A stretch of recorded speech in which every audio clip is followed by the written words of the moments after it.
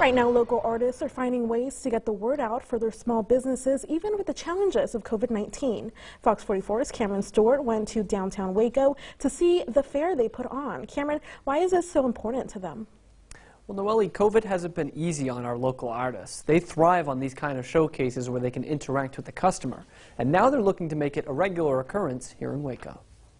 Artists are really suffering right now. Today, a chance for local artists to get their names and their brands back out in the open. With COVID-19 restrictions, the chances to do so have been few and far between. All the events and everything, involve big crowds with artists, and we can't do that anymore. So having someone like Cultivate 712 open up their place and say, hey, please come do your stuff, and it's really, really nice. The artists are part of the Make It in Waco initiative through Creative Waco, who wants to make vendor fairs like these a common occurrence in town because they know how important the face-to-face contact is between the artist and the customer. For something like a painting or a sculpture, something that is, a larger work of art, or something that's more personal, you're going to want to see it in person. You're going to want to know more about the story of the person behind it. And every artist has a story. Like Danielle Hall, who has tried desperately to recreate her mother's favorite ring she lost and ended up turning her quest into a business. I think that people enjoy getting to know the artist that made it and the story behind the items.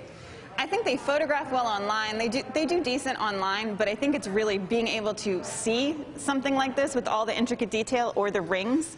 It's more of something that sells in person than it does an online. Having the support of the Waco community has also helped these artists make their passion a money-making operation. It's very easy, at least in our experience, to get some exposure here. People like to have homemade and handmade stuff. The next scheduled pop-up shops are October 17th and 31st, and 100% of the proceeds go to the individual artists. Live in the studio, I'm Cameron Stewart, Fox 44 News.